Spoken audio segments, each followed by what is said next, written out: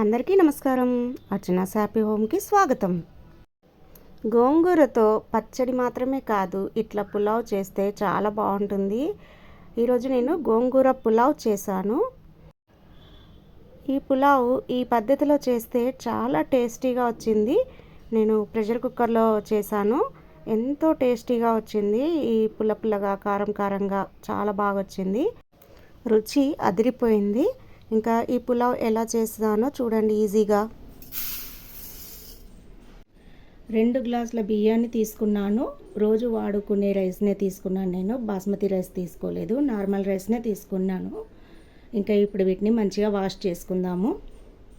ఇలా మంచిగా వాష్ చేసుకొని ఇంకా ఒక రైస్కి 1.5 వాటర్ వేసుకున్నాను. 1 గ్లాస్ రైస్కి 1.5 గ్లాస్ వాటర్ వేసుకున్నాను, ఎందుకంటే నేను ప్రెషర్ కుక్కర్లో చేసుకుంటున్నా కాబట్టి. ఇప్పుడు వీటిని ఒక 10 నిమిషాలు నాననిద్దాం. ఇప్పుడు గోంగూర ఆకులను ఇలా తెంపి పెట్టుకొని మంచిగా శుభ్రంగా కడుక్కున్నాను. అలాగే రంధ్రాల ప్లేట్లో వేసుకున్నాను. నీరంతా వెళ్ళే వరకు ఉంచుతున్నాను ఇలా. ఇప్పుడు ఉల్లిపాయలు, పచ్చిమిర్చి కట్ చేసి పెట్టుకోవాలి. ప్రెషర్ కుక్కర్ పెట్టుకొని ఆయిల్ వేసా, నెయ్యి కూడా వేసుకుంటున్నా.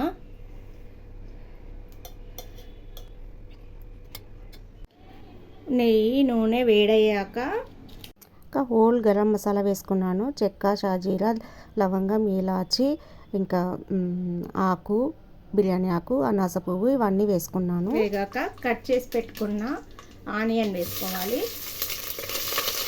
అట్లనే పచ్చిమిర్చి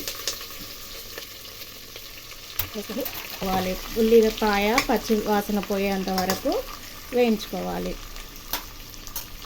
ఇవి వేగుతుంటూనే ఇంకా అల్లం వెల్లుల్లి పేస్ట్ కూడా వేసుకుంటున్నాను.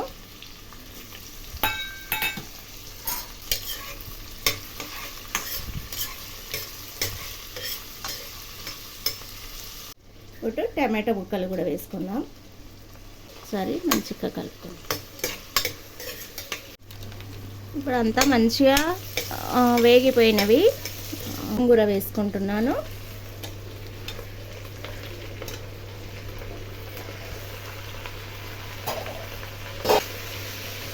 ఇలాంతా మంచిగా దగ్గరికి ఉడికించుకోవాలి. కొంచెం మగ్గించుకోవాలి. ఒక 2 నిమిషాలు మగ్గించుకోవాలి. 4 కాజు,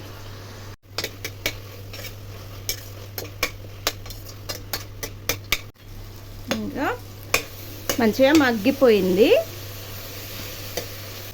ధనియా పౌడర్, బిర్యానీ మసాలా, జీరా పౌడర్, కారం, టేస్ట్కి తగినంత ఉప్పు అండ్ పసుపు అంతా మంచిగా కలుపుకోవాలి.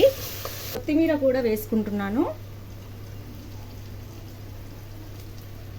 ఇదంతా వేసుకున్న తర్వాత ఇప్పుడు మనము కడిగి పెట్టుకున్న బియ్యము నీళ్ళతో సహా వేసుకుంటున్నాం.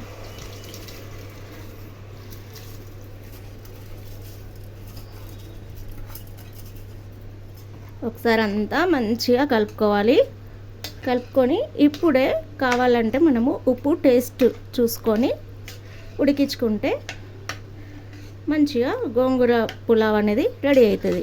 మళ్ళీ ఉప్పు అనేది ఇప్పుడే మంచిగా కలిసిపోతుంది అన్నట్టు మనకు.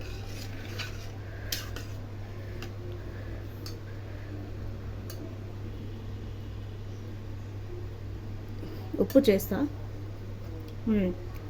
పర్ఫెక్ట్గా సరిపోయింది. 3 విజిల్స్ వచ్చేంత వరకు ఉడికించుకోవాలి. చూద్దాం.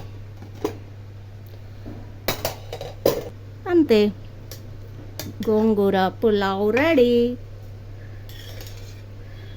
ఒకసారి అంతా కలుపుకోవాలి. చూడండి మన గోంగూర పులావ్ ఎంత చక్కగా పొడిగా వచ్చిందో. ఇంకా చివరగా కొత్తిమీర వేసుకొని గార్నిష్ చేసుకుంటే ఎంతో టేస్టీగా ఉంటుంది. గోంగూర పులుపు మసాలా ఫ్లేవర్తో ఈ పులావ్ ఎంతో చాలా టేస్టీగా ఉంటుంది. పెరుగు రైతాతో కలిపి తింటే ఇంకా చాలా సూపర్గా ఉంటుంది. ఈ రెసిపీ కనుక మీకు నచ్చినట్లయితే ఒక లైక్ చేయండి. అలాగే మీ ఫ్రెండ్స్ అండ్ ఫ్యామిలీకి షేర్ చేయండి. ఇంకా మరిన్ని టేస్టీ వంటకాల కోసం మన ఛానల్ని సబ్స్క్రైబ్ చేయడం మర్చిపోవద్దు. Thank you. See in the next video.